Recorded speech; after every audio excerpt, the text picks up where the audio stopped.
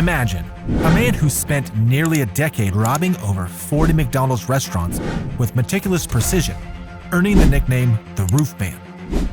But that wasn't the end of his criminal career. Jeffrey Allen Manchester, after being apprehended, pulled off one of the most daring prison escapes in history, only to continue his life of crime. Why did he choose McDonald's? How did he manage to rob so many locations without getting caught? And what drove him to escape from a maximum security prison? This is the story of Jeffrey Allen Manchester, a criminal mastermind whose audacity and cunning made him a legend in the annals of crime. Jeffrey Allen Manchester, also known as the Roof Man, became infamous in the late 1990s and early 2000s for his extraordinary string of McDonald's robberies and his legendary escape from prison. Manchester's crimes were not those of a typical thief. They were meticulously planned and executed with military precision. His nickname, the Roof Man, came from his unique method of entry, breaking into the fast food restaurants from the rooftops, avoiding detection by bypassing conventional security measures. Manchester's criminal activities spanned years, during which he managed to elude capture while continuing his brazen heists. But his most daring act was yet to come, an escape from a maximum security prison that would cement his statue as one of America's most notorious criminals. Jeffrey Allen Manchester was a former Army reservist who made a name for himself in 2000. His criminal career, however, began in the mid-1990s, but his path to becoming the Roof Man was shaped by his earlier life. He enlisted in the U.S. Army. He served in the 82nd Airborne Division, where he learned rappelling, weapons handling, and other skills he would use during his robberies. Manchester's decision to target McDonald's restaurants was not random. He chose McDonald's because of their uniform layouts, predictable security measures, and the fact that many were located in strip malls, making them easy targets for his unique method of entry. What set Manchester apart from other criminals was his attention to detail and his ability to adapt. He would often scout locations for days, studying the routines of employees and the security measures in place. He even used disguises to blend in with the public, ensuring that he could move around unnoticed. His careful planning paid off.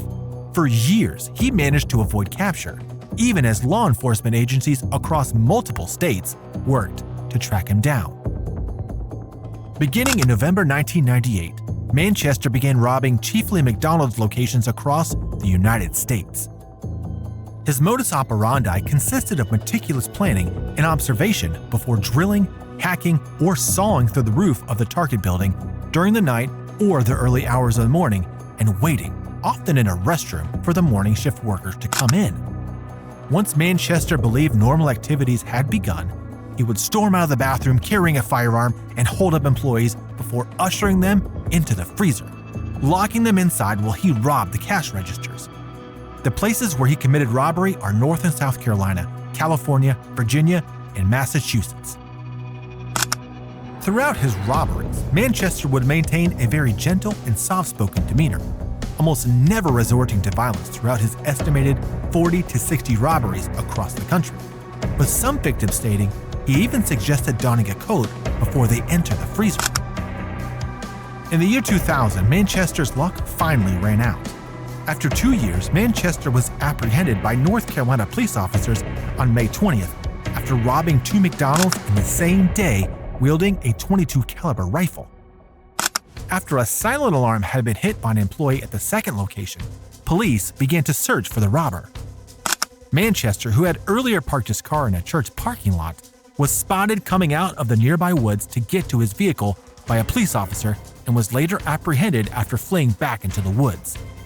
He still had his rifle, nylon bag containing drill tools, hammers, and all the cash he had stolen from 2 stores. During interrogation, Manchester confessed to the robberies and attempted to convince officers he was inspired by another robber he had heard about, though they were already convinced of Manchester's guilt to all the crimes done by the Roof Man. Eventually, he would only be convicted of the 2 robberies committed on May 20th and sentenced to 45 years in prison. Manchester was moved from several North Carolina prisons before ending up in Brown Creek Correctional Facility in Polkton. For most criminals, this would have been the end of the road. But for Manchester, it was just another challenge to overcome. While incarcerated, Manchester began to plot his escape. He knew that escaping from a maximum security prison would require meticulous planning and patience, qualities he had honed during his years as the roofman. Manchester befriended fellow inmates and even prison staff, gathering information about the facility's layout, security protocols, and daily routines. He used this knowledge to formulate an escape plan that would require both cunning and courage. While incarcerated at Brown Creek, Manchester worked in the prison's metal shop, attempting to use his position to devise an escape plan over the 4 years he would be in the facility. After observing trucks coming in and out of the prison, Manchester crafted a plywood platform, which he spray-painted black along with some cardboard. Manchester's opportunity came on June 15, 2004, when he was 4 years into his 45-year robbery sentence. He hid in an outgoing truck's undercarriage, using the plywood platform and cardboard to conceal his body should gate guards inspect the truck. Following his escape, Manchester hitchhiked to Charlotte. Manchester's escape was a major embarrassment for the North Carolina Department of Corrections. A massive manhunt was launched, but despite the efforts of law enforcement, Manchester managed to evade capture for months. During this time, he returned to what he knew best: burglary. But this time, his target was not McDonald's restaurants. Instead, he set his sights on an R store in Charlotte, North Carolina, where he lived undetected for months in a makeshift hideout he constructed inside the store. Upon reaching Charlotte, Manchester lived in a Charlotte Toys R Us store, staying in back rooms and other areas inside, surviving on kid snacks and baby food, and exercising during the night when the store was closed by riding a bike throughout the store aisles. During the holiday rush of December 2004, Manchester moved his living quarters to an abandoned Circuit City next door to avoid detection, creating a room under a stairwell where he painted the walls, put up posters, and passed the time watching movies during the day. Between June and January of the following year, Manchester devised an elaborate plan to take over and rob the Toys R Us in his biggest robbery to date, setting up an elaborate surveillance system throughout the store using baby monitors and even subtly changing employee schedules to accommodate his plans. As time passed, he came under more and more suspicion as employees noticed many missing items as a result of Manchester's residence, making his plans that much tighter. In the time that Manchester lived in Charlotte, he became a member of the community to buy time until the robbery, even dating a local woman, Lee Wainscott, and joining the Crossroads Presbyterian Church.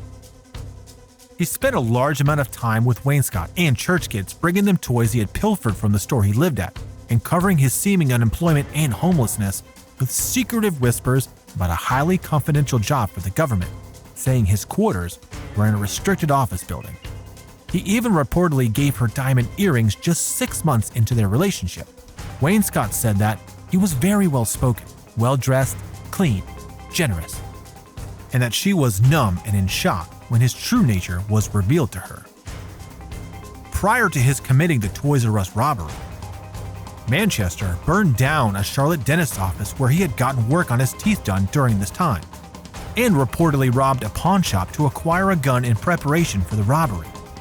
On the morning of December 26, Manchester robbed the Toys R Us, taking an unknown amount of cash before being forced to flee after 2 employees were able to slip out of the store to get law enforcement, leading to police discovery of Manchester's secret lodgings in Circuit City and discovering the only fingerprint in the room, which was ironically a DVD of Catch Me If You Can. Despite having committed the robbery, Manchester did not leave Charlotte. The police found information leading to Manchester's girlfriend, Lee Wainscott, because that's the first person they went to after the toy store chase. She didn't believe the police at first, but once they proved who she was really dating, Wainscott cooperated with the police and helped set up a sting operation. She invited Manchester to her house for her 40th birthday on January 5th, a full 10 days after he evaded arrest. And instead of getting the F out of town, Manchester stuck around to see his girlfriend one final time. Manchester was arrested as soon as he arrived at Wainscott's home. After the arrest, Manchester was able to get in touch with his girlfriend for their last conversation. She said he was very sad and humbled and felt terrible that he had to deceive us. He encouraged me and told me to be strong and do the things we talked about doing. He wasn't upset. Following his January recapture, a December trial found Manchester guilty of numerous charges relating to his Charlotte crimes. He was sentenced to 40 years in prison. He is currently serving his sentence at Central Prison in Raleigh, North Carolina, after originally serving his crimes at Marion Correctional Institution in McDowell County, North Carolina. His expected release date is December 4th, 2036. Jeffrey Allen Manchester's story is one of audacity, cunning, and almost obsessive attention to detail. His life as the roofman saw him robbing over 40 McDonald's restaurants with a methodical precision that baffled law enforcement for years. His prison escape was a daring feat that embarrassed the North Carolina Department of Corrections and led to one of the most extensive manhunts in the state's history. And his ability to live undetected in a Circuit City store for months after his escape is a testament to his ingenuity and his determination to stay one step ahead of the law. He will forever be remembered as one of America's most notorious and ingenious criminals, a man whose life of crime was as fascinating as it was felonious. If you enjoyed this video, please like, comment, and subscribe to Breakout Bank for more videos.